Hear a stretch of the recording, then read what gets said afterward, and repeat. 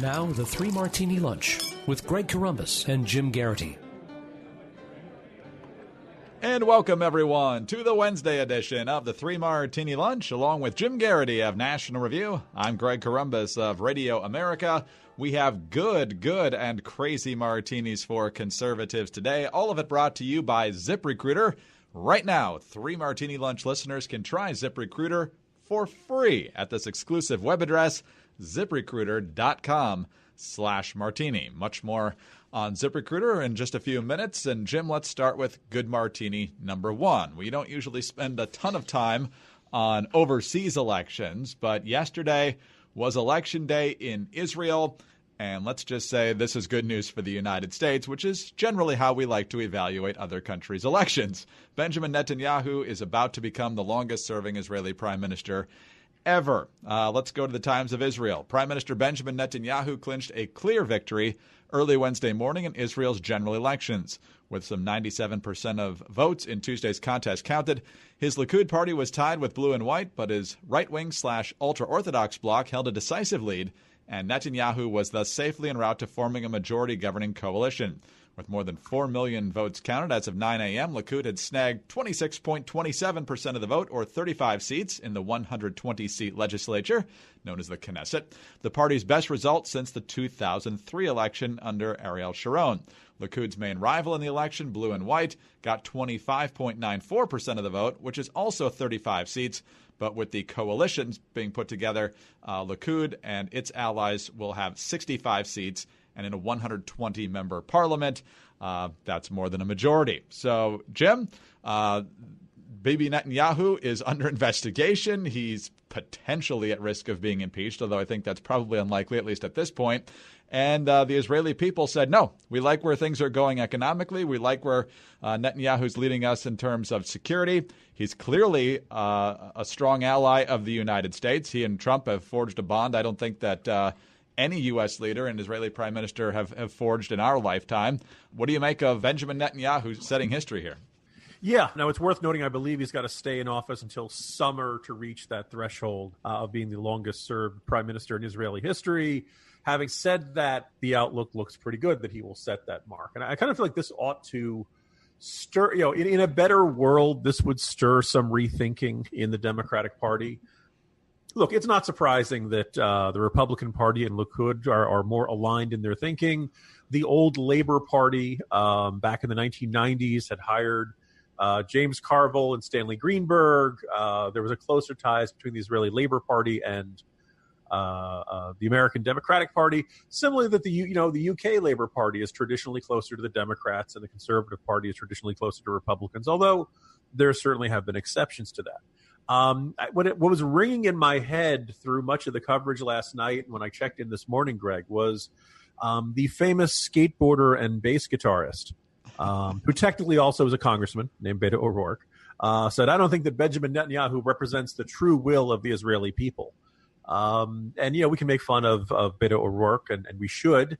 But I do think that, first of all, there's a certain amount of arrogance to that. Well, I know what the real will of the Israeli people is. And that guy over there who keeps getting reelected as prime minister, he doesn't really know what they want, that there is a certain arrogance there. But also, like, if you let's assume that everyone in the Democratic Party genuinely believes what they believe, that Netanyahu is a bully, that he exacerbates tensions in the Middle East, that he is unlawful. Beto O'Rourke called him racist in his policies towards the Palestinians.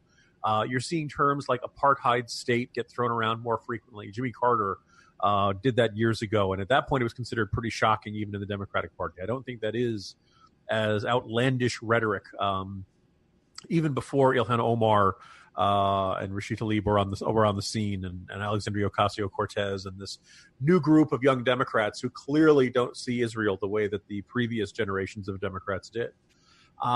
So if you were the Democratic Party, you'd probably, this would be a good time to do a little, okay, we see the Middle East a certain way. We see what's best for Israel a certain way. We see Iran and the Iran deal a certain way. Why do the Israelis see it differently? And for a party that proclaims itself to be multicultural and empathetic and able to understand different viewpoints and nuanced and all of that seems to go out the window when it comes to Israel. And you kind of like to say these, okay, you guys seem utterly convinced that this is the wrong approach, but the Israelis keep picking it. So what's the disconnect there? Why don't you try looking at it from Israel's point of view? And I think if you look at certain issues from Israel's point of view, things like the Iran deal look like us gambling with their safety. And they're not on board with that, unsurprisingly. So, my suspicion, though, is that the Democratic Party will just simply say, okay, they see Netanyahu not all that differently than the way they see Trump, racist and a bully and probably a male chauvinist and corrupt and all of that. And they won't do any rethinking. I think they'll just simply conclude that, well, a country that keeps reelecting Bibi Netanyahu just isn't worth supporting anymore. And that this, the support for Israel will become an even more partisan issue in the future. And that part is unfortunate, but again, I think it does kind of illustrate that the current administration has the right approach when it comes to Israel. It's pretty darn popular in Israel, and when it comes to pro-American leaders, you don't find too many that are more enthusiastic about the benefits of an alliance with America than you will find in Bibi Netanyahu. So, you'll have Bibi Netanyahu to kick around a little bit longer. All right, let's move on to our second good martini now. And yesterday up on Capitol Hill, Attorney General Bill Barr was testifying, I believe, before the Judiciary Subcommittee of the House Appropriations Committee, basically him explaining the budget he needs for the coming year. But, of course, most of the questions dealt with the Mueller report. When are we going to see it? What are you leaving out from the public version? And what you're giving to Congress, et cetera, et cetera. So he explained, Jim, what you've explained here a couple of times in the past few weeks, is that he's going through it very carefully. He's going to take out classified information. He's going to take out grand jury information. But the good martini is this, and this is from John Solomon writing over at The Hill. Barr used a question from Congressman Robert Aderholt of Alabama to signal that he wants to go further than Mueller or the IG to determine whether the counterintelligence probe was legit from the start. Quote, the Office of the Inspector General has a pending investigation of the FISA process in the Russia investigation. I expect that will be complete in probably May or June, I am told, Barr explained, giving the first concrete timetable for the IG probe to wrap up. Quote, so hopefully we'll have some answers from Inspector General Horowitz on the issue of the FISA warrants, unquote. Then Barr volunteered his bigger news. Quote, more generally, I am reviewing the conduct of the investigation and trying to get my arms around all the aspects of the counterintelligence investigation that was conducted during the summer of 2016, unquote. He didn't offer much more, although he did say that if there are additional issues to investigate when former House Intelligence Committee Chairman Devin Nunes sends the department a criminal referral, he will expand the probe. So, Jim, warning to those who think this is going to be a smoking gun in the opposite direction to cool your expectations, but the fact that this is being looked at is a good thing. It is, and as much as the Trump administration fumed and raged about the Mueller investigation, one of the good things about doing a big, long, detailed investigation is that it can clear the air and that false accusations can be dispelled. Now, we haven't seen the Mueller report. The expectation is that it's going to come out sometime in the early or middle part of next week. I will not be here, dear listeners, so you're just going to have to imagine my reaction, although I suppose if it's juicy enough, I may jump in and put something in the National Review's corner or something like that. But, this is pretty much on the schedule that William Barr had announced in that initial letter. No one I've seen has argued that when you've got something close to 400 pages, that this is a ridiculously long amount of time to go through this report. Everyone's, apparently Mueller's team is cooperating in the redaction process. Nothing seems to be, out of sync there. And, while the Mueller report probably will have some things in it that are unflattering to Trump, it has basically just, sank the battleship of the argument that Trump is some sort of Russian agent or that there was some sort of, sinister collusion with the Russian government, some deal with Putin, et cetera, et cetera. And Trump is in better shape because of that. So, a big, good investigation can end up clearing someone, at least of some of the most, outlandish charges and things like that. I think I'd like to see the same thing occur for how this investigation began, the decision made at the top of the FBI, decisions made at the top of the counterintelligence community, and whether FISA warrants, things like that, and see if everything was on the up and up. It may very well be that a full review looks at all the information that they had, everything that ended up going into the Steele dossier and things like that, and that Barr and the FBI look at this and say, you know what, every decision that was made was legit. Everybody was acting under the best of intentions. trying to pursue their duties to protect the country from a national security threat. There was no partisanship, and everything is hunky-dory. Or they may find something not less encouraging. And, Peter Strzok and Lisa Page over at the FBI and some of the decisions made by Comey and things like that. Maybe it'll, look, I don't know about you, Greg. I feel better with somebody besides Sean Hannity investigating this. Right? Look, it's possible. I think at the very least, you read Comey's autobiography. He describes at one point when he comes across the second group of emails in Anthony Weiner's laptop. And he realizes they were not turned over in the original investigation to Hillary Clinton. And he knows he promised Congress that if he came up with any new developments in this investigation, that he would inform them immediately. So he knows he has to tell them. So he brings together the senior staff of the FBI. And he says, look, we came across this. We've got to tell Congress. The moment we tell Congress, this is going to leak. I have to do this. I made the promise. I said so under oath. Kind of guys, get ready for the what's going to hit the fan, and it's going to come our way, but I got to do this because it's the right thing to do. And he doesn't say who, but he says an FBI lawyer. You could speculate this is Lisa Page. We don't know. He doesn't. We don't know who was in the room. But somebody says, "Do you realize that by doing this, you might make Donald Trump president?" And he says, that's a good question. By the way, no, it's not a good question. He says, once we start thinking about that, we become a partisan institution. We can't second guess ourselves. We can't hesitate to do what we ordinarily would do because we fear how it's going to affect the election, et cetera, et cetera. That, at the very least, indicates that there's a big chunk of groupthink at the top level of the FBI that saw Trump's election as a bad thing that should be avoided or perhaps prevented. And that is not a reassuring anecdote about the kind of decision-making at the top of the FBI. Now, is this fall into the grand conspiracy of the deep state and stuff like that? I don't know. Different people are going to look at it different ways. To me, it's just more groupthink, and everybody thinks the same way, that there's nobody around the table willing to say, it's not our job to worry about how this affects the political race. We're not partisans. Our job is to follow the law wherever it goes. So again, it's good that Barr is announcing this. Let's get to the bottom of this. Let's get this all out in the open, hopefully well before the 2020 election, and we can have some real accountability. And if our law enforcement and intelligence communities started to get politicized, started to behave in a partisan manner, then that is something very bad and should be, prevented and dealt with, pretty severely. Before now and then. It does indicate that there is a rot at the top of these institutions. But again, this is why you have these investigations, and I think Barr's, I say, if Barr comes back and says we didn't find anything, that's like Mueller clearing Trump, right? Now, if he comes back and does find something, well, then we'll cross that bridge when we get to it, Greg. It's going to be fun. It's always my favorite thing is if Jim Comey's back in the public eye, we're going to get one of his declarative sentences that sounds like a question. So, Mr. Comey, do you feel that perhaps you rushed into launching an FBI investigation based on a faulty dossier? I don't think so. I don't think so.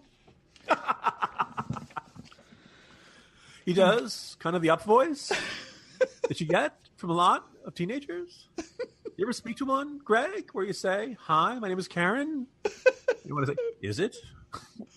Why would you think I would know? You should know your own name. But yes. Or alternately, Greg, I just figured we're going to get a lot of nature scenery photos and those Jack Handy-esque philosophical statements of the dawn is coming, but there will be darkness ahead. The red dog barks at midnight. That is the password. In the end, I'm confident that James Comey will believe he did everything right. That's pretty. Pretty what much. are the odds of that? Yeah, what are the odds of that? So, I bet you Barr is going to need to hire some investigators. He will. Thankfully, we don't need to hire a new FBI director or a new attorney general now that those folks are gone. But if he needs to hire more investigators, more talented lawyers, ZipRecruiter, definitely the way to go because hiring is challenging. This administration knows that better than most. But there's one place you can go where hiring is simple, fast, and smart. A place where growing businesses connect to qualified candidates. And that place is ZipRecruiter.com/Martini. ZipRecruiter sends your job to more than 100 of the web's leading job boards. But they don't stop there. With their powerful matching technology, ZipRecruiter scans thousands of resumes to find people with the right experience and invites them to apply to your job. As applications come in, ZipRecruiter analyzes each one and spotlights the top candidates so you never miss a great match. ZipRecruiter is so effective that 4 out of every 5 employers who post on ZipRecruiter get a quality candidate through the site within the first day. And right now, 3 Martini Lunch listeners can try ZipRecruiter for free. That's right, free at this exclusive web address, ZipRecruiter.com/martini. That's ZipRecruiter.com/MARTINI. ZipRecruiter.com/martini. After all, ZipRecruiter is the smartest way to hire. All right, Jim, on to our crazy martini now, and kind of a depressing crazy martini.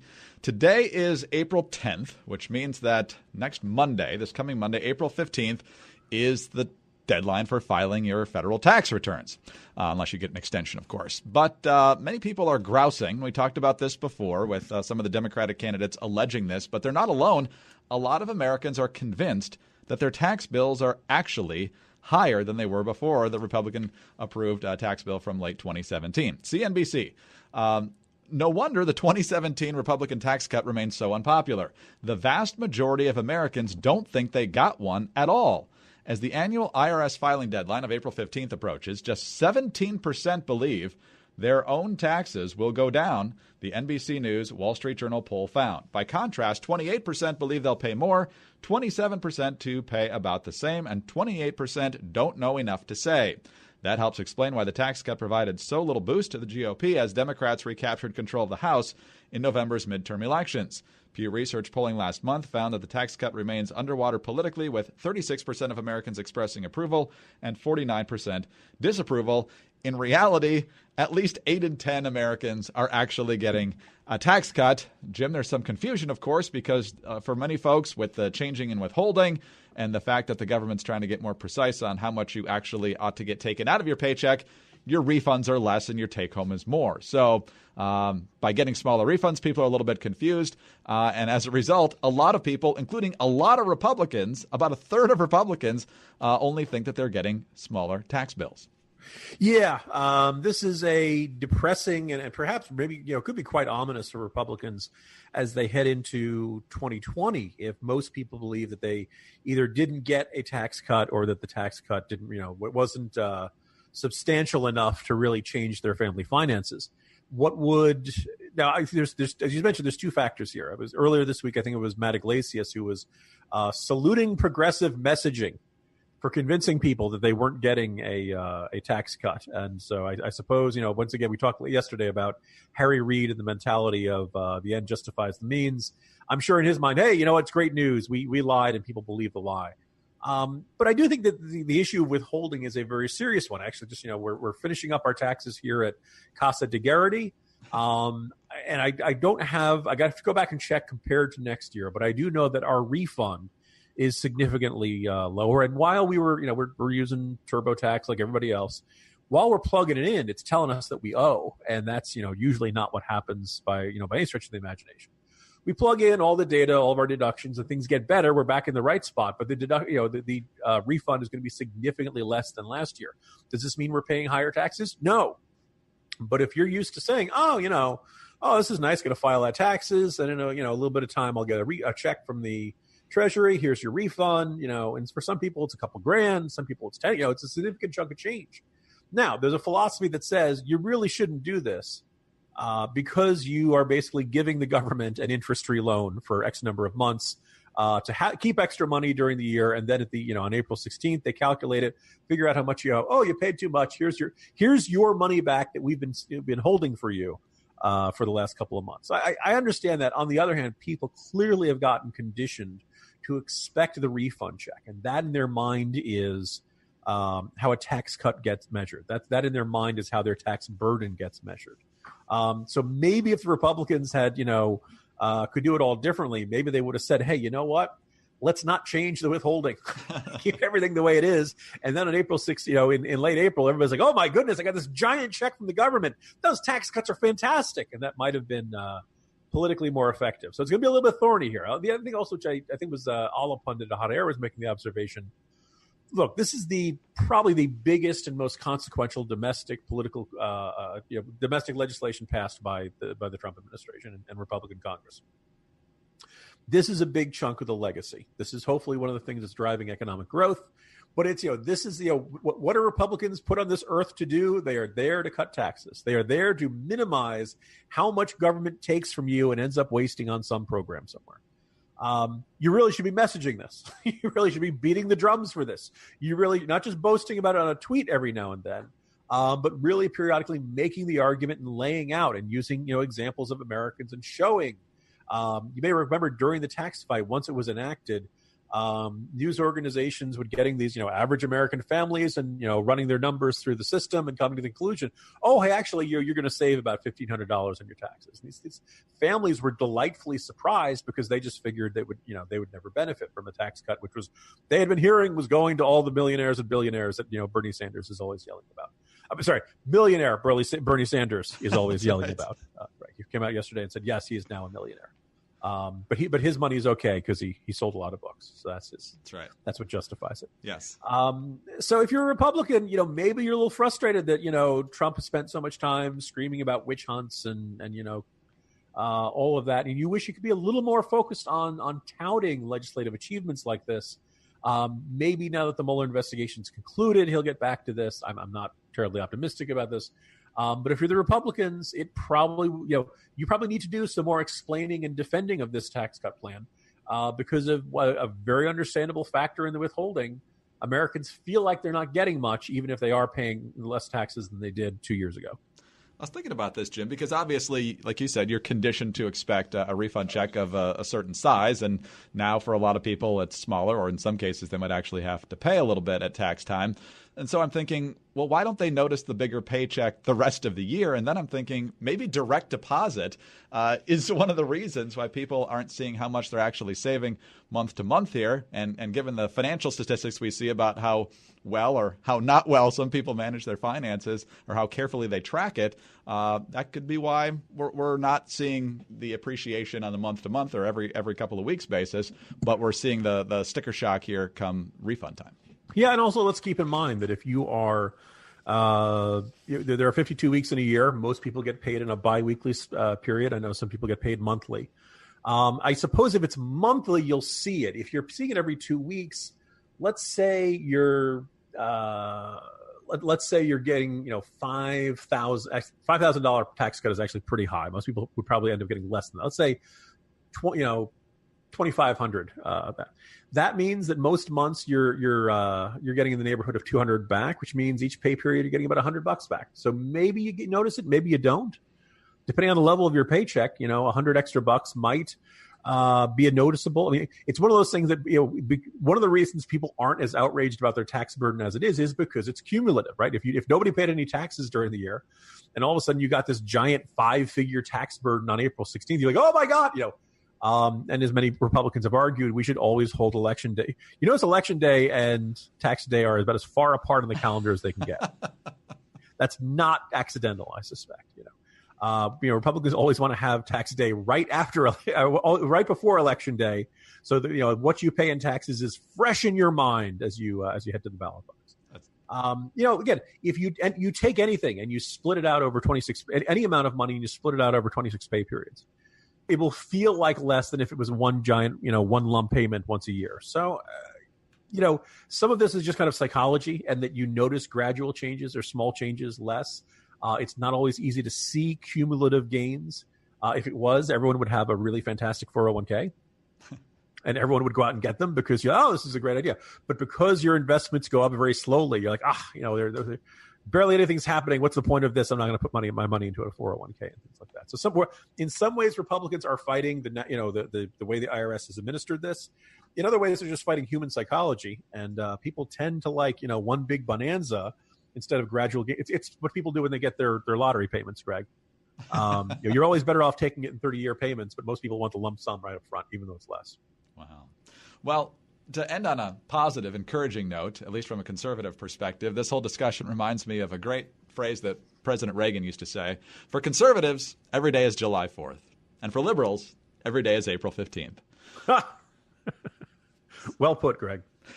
He was a good one, President Reagan. Jim, have a great day. See you tomorrow. See you tomorrow, Greg. Jim Geraghty of National Review. I'm Greg Corombos of Radio America. Thanks for being with us today. Please don't forget to visit our good friends over at ZipRecruiter, ziprecruiter.com/martini to try it for free. And tune in again on Thursday for the next 3 Martini Lunch.